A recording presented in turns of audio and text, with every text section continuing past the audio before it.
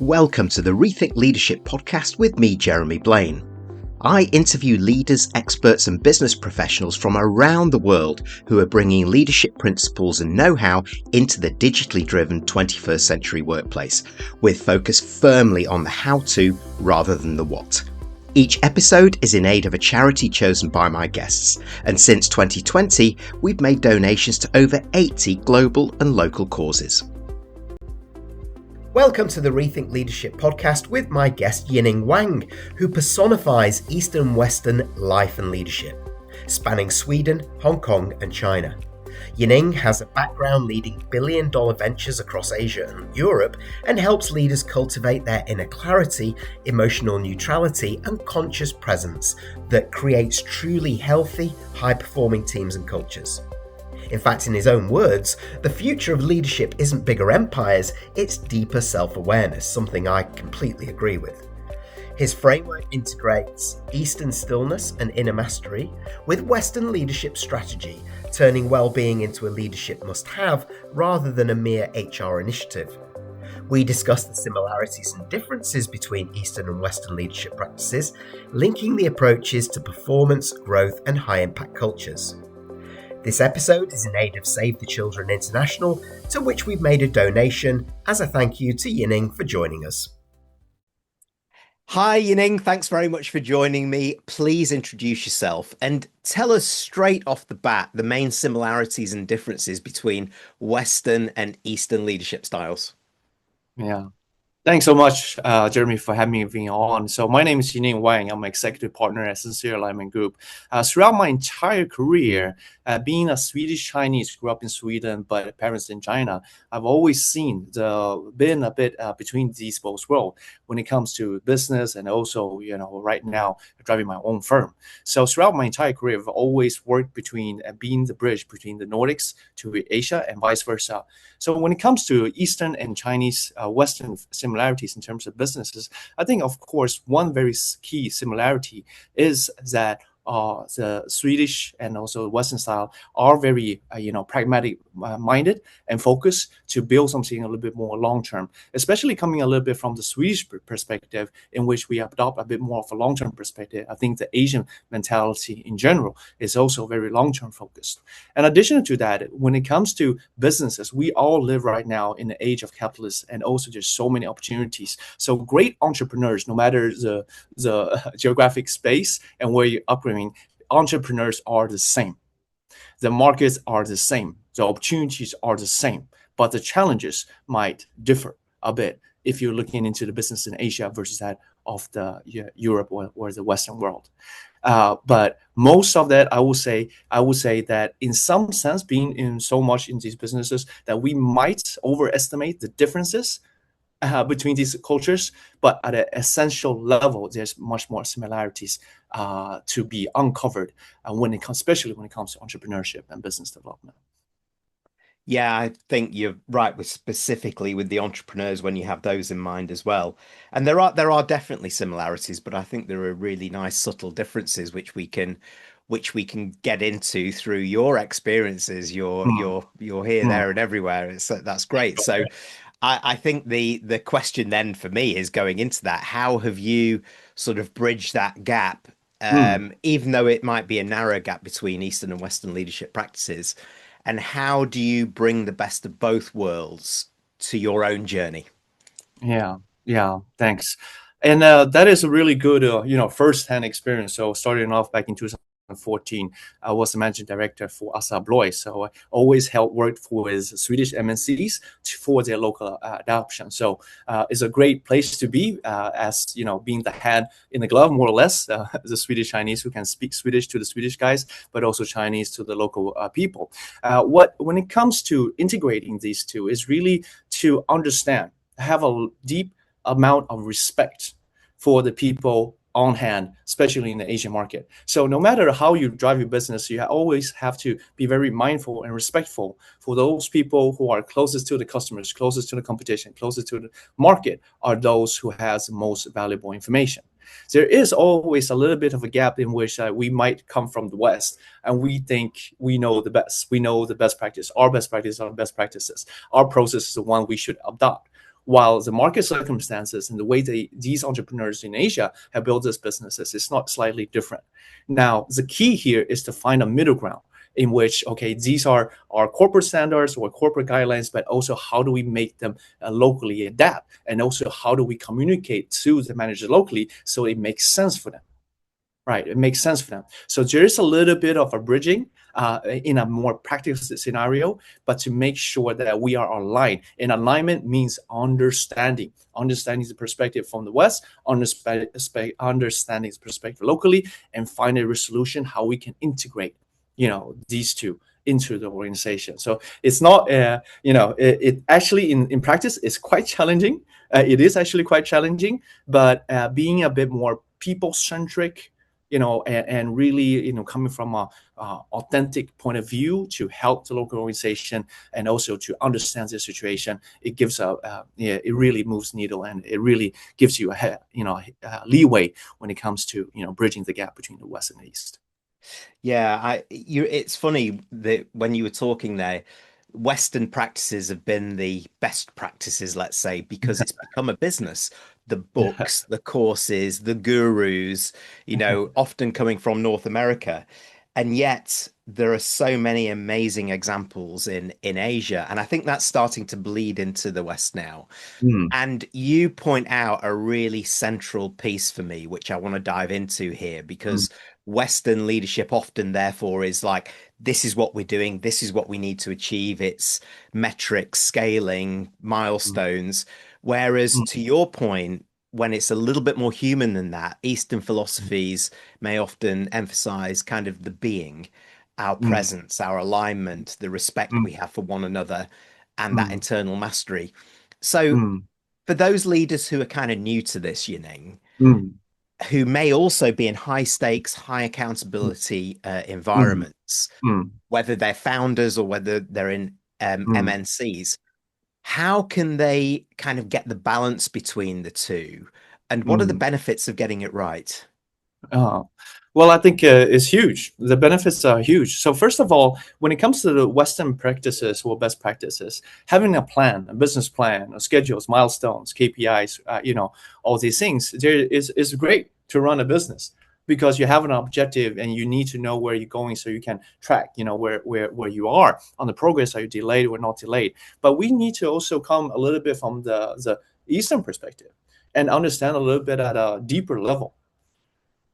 We cannot control things that are uncontrollable. So if you try to control the uncontrollable, that is actually not that very wise. Which means is that all our business plans, all our schedules, and it is actually a sense of control. Now that is good to see where we are. It's more like a snapshot around where we are and where we need to go. But trying to use that into control and to control different outcomes that are not controllable, that is just not, we have to be more understanding of reality and how reality actually works. So it's slightly unwise to control the uncontrollable. Another sense in this case, when it comes to Asia specifically, is that it's all built on relationship and trust, which means if you are a Western manager, you can receive the trust of your local managers and align that trust through personal relationship. They will do things much faster than your OKRs, your KPIs, and your business plans. Because something that has really emerged here in Asia is that we get things done fast. It's very pragmatic, and there is no time to be wasted. There's just a big market. There's a lot amount of competition. So the Asians are very pragmatic. Maybe you have seen that from your businesses. So let me know what you need me to deliver. I'll do it. But doing that needs to be of alignment between the East and West, which means instead of just KPIs and milestones, you need to receive the trust and respect from the people. If you are a Western leader, can receive the trust and respect from people locally, and they fully align to your mission, they will transcend all of these other metrics and use them mainly for a snapshot, right? That's very powerful. That's very powerful because it's slightly different in terms of culture and how people drive things and what their motivations are, especially when it comes to the relationship part.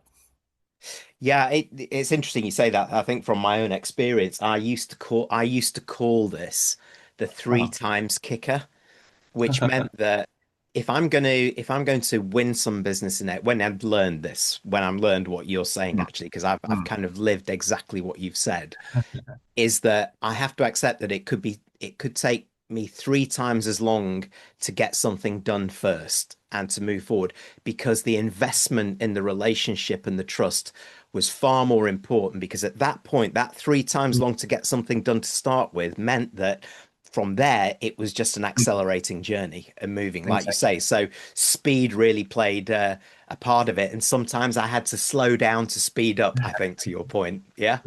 Yeah, yeah. Exactly. Yeah.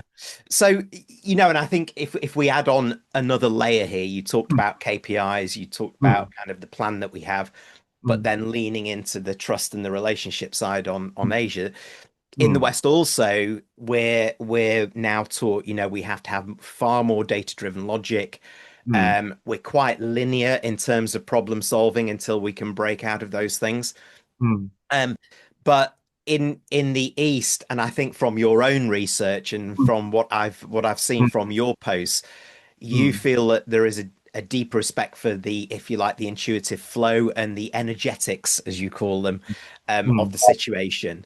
So mm, for a leader who is stepping mm, into the mm, international kind of platform, has Asia on their horizon, how can they integrate kind of these two elements on top of mm. what you said before? Sure. And what might a senior level meeting look like when you've got logical strategy Mm. meeting consciousness and being and that deep trust? Yeah. That's a great question, and I will say I will just frame it a little bit more like rational. Well, data-driven insights, market information, market research. That's data-driven decision. That's a very rational side of the way to do business, which is very good. But now let's break down rationality. What is important with rationality is actually being objective. Right, rationality in our sense, in my definition, is being objective, to remove the lenses, the prejudice, to remove any emotions attached, to see the situation as it is. That's a rational point of view. Now, when it comes to intuitive, it's more decision making based on this objective view of a certain situation. Right, we have alternative A, B, C, or D. Now, which one would be the most optimal? And that comes back to a little bit to the merger of data insights and that intuitive feeling. And that really, the second layer is really based on a cumulative experience and accumulative information that needs to be distilled into a decision that might, at this point in time, transcend that of the data and the logic that you have on hand, because we're making decisions for the future. Data, whatever data you have right now, cannot predict the future, right? Especially in days like this, in which we have technologies that are revolutionary at this point in time. It would be unwise to try to think that the world will look the same next year was 2 years above. Now you can use all that rationality, all the data to see how it is right now without the lenses. But then you need to go deeper inside as an experienced leader to gather all the information, because we as humans, we are also super AIs. We accumulate a lot of information from our experiences, from our interactions, from the things we interact with, and also with the new data that comes in for our decision making. But then at the essence, you need to distill and find the truth that's within your inner operating source. And what that is a little bit depending a little bit on what you want to achieve. Because if I would distill all this information and I say I have a great vision, we will make robots, across the world. Like no people will need to work ever. We'll take people to Mars. If that is my ethos, if that's what I really want to achieve, then based on this scenario, I will go big. I'll go much bigger rather than, okay, you know what? Let's try to make it play a little bit safe. Let's invest a little bit in the robotics side of things, and then let's look a little bit at enterprise software things. Let's go a little bit slow. Then it's back to my ethos as a business manager that I am a bit more conscious. I'm a bit more safe. I play it more safe, right? And doing that might not give you those type of investments and those kind of strength to approach investors for the big goal. Right. So the data part is just for you to see reality as is without prejudice, without any. But then when it comes to decision making, you need to find what is right for yourself, and nobody else can tell you that. And based on what is aligned within your core as a senior leader, that's the right decision for you, because you are the leader who will ultimately drive this into reality. Right. And then it really depends on how you are as a leader and which scale you are. What is your purpose? What's your inner alignment? What do you want to achieve? What is in it for you, right? That you dictate the level of ambition for this particular decision. Yeah, that's kind of interesting, because you look at where investments are being made right now, big bet investments, and there's so much happening in Asia in terms of growth, acceleration, in investment in learning, investment in innovation that is moving forward that we don't even know yet. So that propensity to be more intuitive and take more of a risk for some of the big bets, like Ping An Insurance in China, for example, when they pivoted and completely transformed their business model. DBS Bank in Singapore becoming the best AI and digital bank in the world. Now, these were big risks which were taken, but very well considered in terms of the implementation. And I really understand that. So it leads me then to another question, because a leader can't do this on their own.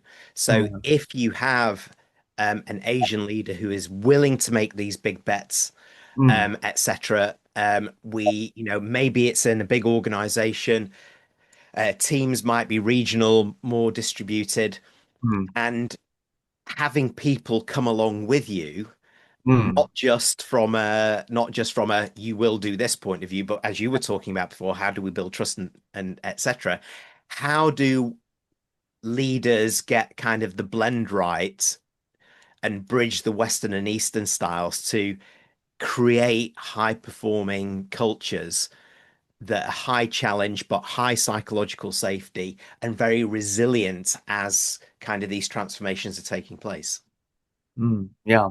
That's great. And then also back to a little bit to the previous point is that particular type of decision making is a little bit of that big bet in a certainty that is slightly intuitive, that is beyond logic. There's nobody back. I mean, even Elon Musk could not predict, the EVs will take off at the time that he made that decision. It was not logical, right? SpaceX almost failed because of the last rocket. If it wasn't that last rocket, SpaceX would not exist today. So it is these kind of big bets based on some of these extreme entrepreneurs, and they know intuitively, they know that is a bet, even if they are behind, ahead of their time, right? That's a certainty you need to cultivate internally that could be beyond that logic. And that is an inner truth you need to find within yourself to be able to make that big bets. Now, coming back to your second question here is, how do you bridge that? How do you create these high performing teams? It is really back to the point is you have to be very authentic in your decision, in your leadership, and also make sure that you are very true to yourself in making that bet. It's impossible. It doesn't matter if it's in the East or the West. If you go bold and say, we're going to go to March, and you don't 100% believe in that, and you don't have that certainty beyond logic, it is hard for you to really convince and radiate that energy through all the people around you. As a leader, you have to really believe in it. You have to visualize it. You have to live it. You have to manifest. You have to be very authentic with that particular view and the vision that you want to create for the best service DBS bank, with AI, etc., and all these transformations. So we're talking about you as a leader driving that transformation needs to be very clear of that vision. And when you are clear for yourself and you 100% or 1000% believe in it, even before it manifests, that is going to create that radiance of energy that will spill over to everybody around that, because you believe. Then it's like a ripple effect. Then other people will believe. And when more people believe, it will happen, even though it could be a very daunting task. It's just about time, right? Yeah, Or time. you're right. And going back, that certainty beyond logic is such a great phrase, because that brings in that intentional, authentic self, brings a bit of personality to it as well, that radiates off as you talk about the ripple effect. How does that kind of help in culture building in organizations? Well, I think, when it comes to culture building, it's really about the leader itself, right? It's the leader itself, and the leader drives the culture. So if the leader has that certainty, that's belonging logic at the decision making, because everybody else is going to look at the leader. Or are we going to go A or B or C? Right. So the leader will choose. Right. And then of course the leader is going to be objective. Let's not dismiss. Data is important to see things with objectively, but still based on that objective information, who takes the risk, who takes the decision, who is accountable for leading everybody else. That has to be the leader. So the leader then, based on his ethos, based on his, his inner clarity, based on his vision, his purpose, then he will set the tone, and that tone will radiate as culture or as people following his vision, right? So building the culture really started with the leader, and the leader needs to be authentic. The leader needs to know why he is so committed to what he's doing. If he doesn't know, then he cannot create a high performing culture that will lead everybody towards that final destination. Yes, understand, it really does start there, doesn't it? And then actually building in some of these things that you've talked about before, though, that work on relationship building, trust, pragmatism, taking that right through the team is really key. So there's so much that you've shared so openly. Thank you very much as well. So I'm going to put you on the spot now, Yining, and say, look, for those leaders who are tuning in and say, look, I've got global and local responsibilities. I really get there is a blend here between Eastern and Western leadership practices that actually could really benefit me. What would be three pieces of advice for them to help them kind of grow into their global and local roles and get the balance right? Mm, mm. So first of all, I will say previously, maybe the tip was that do not underestimate, do not underestimate Asia, because even though development and so forth has been advanced, but do not underestimate. Now, I would not really say do not underestimate. I will say really try to integrate, because now we are really seeing what's happening in Asia, based in Singapore, about Manus and those kind of things. And also me being here in Hong Kong, very close to China, I can see the rise of EVs and also all the AI developments here, along with these great companies that has been built in China during the past 10 years. So right now it's really not just to underestimate, but really to integrate. And being integrated for the leaders in driving these global and local businesses is to learn, is to be humble, to learn what is it that makes the Asian business DNA so unique, and why is it that certain businesses in Asia, in China, or in Singapore, etc., has leapfrogged at such a fast pace, right? Try to really spend some more time, and that I will say understand some culture. Maybe if you have time, read some philosophy, right? So understand a little bit more around how people think, how people act, and also why the Asian business has a certain edge in certain fields right now, which is back to some core values, right? So try to integrate that. And the speed, the certainty, the trust, the loyalty, the relationship building, that is slightly, we could call it in the West, less institutionalized, right? Because we don't have contracts, but trust overrides contracts at a much higher level, higher level here, in Asia. So really try to, integrate and to learn and find the key pieces within your Asian organization that is very valuable, the core values: speed, fast decision making, authority. In Asia we are a bit more hierarchical, whilst in West, especially in Sweden, we're much more consensus based, right? But that is a very high efficiency. It's very high efficiency when it's done right. So really try to integrate those two together, and then also have a vision, right? Have a vision for your business. What is that you really want to achieve by having a global presence, right? Both globally in the West and also in Asia. Before, it was a little bit, okay, we need to get into the Asian market because the Asian market is so big, we need to be part of that market, growth. Now maybe it's that we cannot afford to not be in Asia, because if we're not in Asia, we do not really know how we compete globally. So instead of just being the rationale of being in Asia to capture certain part of the market share, is to also make sure that you can stay competitive when these Asian companies go global, because they will.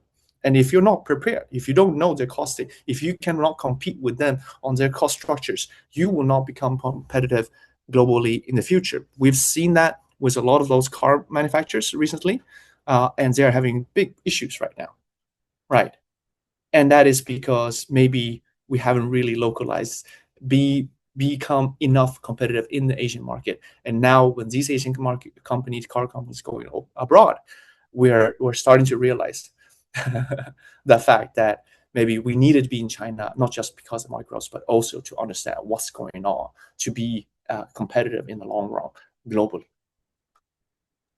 Yeah, you're so right. And I think going right back to the beginning of what you said there is that, so don't underestimate the power of both Eastern and Western practices and the blend of the two. It's the integration which you talk about being key, and being humble to learn as leaders. Yes. We're not going to get it right every time, but actually trying something new. And I like what you say is that actually there is quite a lot of the learning could be going back into sort of Eastern philosophies to understand that mindset as much as anything else, integrating that too. But there's no doubt that, many of our people, many of our workforce are demanding leaders to be and to show up slightly differently these days. So it's a really good time to have a conversation like this. And I have to say thank you very much for joining me. I'm absolutely sure many of those listening to this will want to get in touch, continue the conversation, find out more. How do they do that, Yining? Well, the best way and the easiest way to connect and discuss more on these topics is to follow me on my Instagram account, which is Yining_Wang at ig.com. So I'll send it in the link below, so you can follow me on Instagram, and also my LinkedIn page. All that information and my homepage, etc., is on my Instagram feed. So just feel free to look that up. Yining_Sweet. That's my handle on Instagram. That's the best way. Fantastic. Well, Yining Wang, thank you very much for joining me. Thank you. Thank you so much. Thanks for having me. Hope it was valuable. Thank you. It certainly was. Thanks for tuning in to the Rethink Leadership podcast with me, Jeremy Blaine.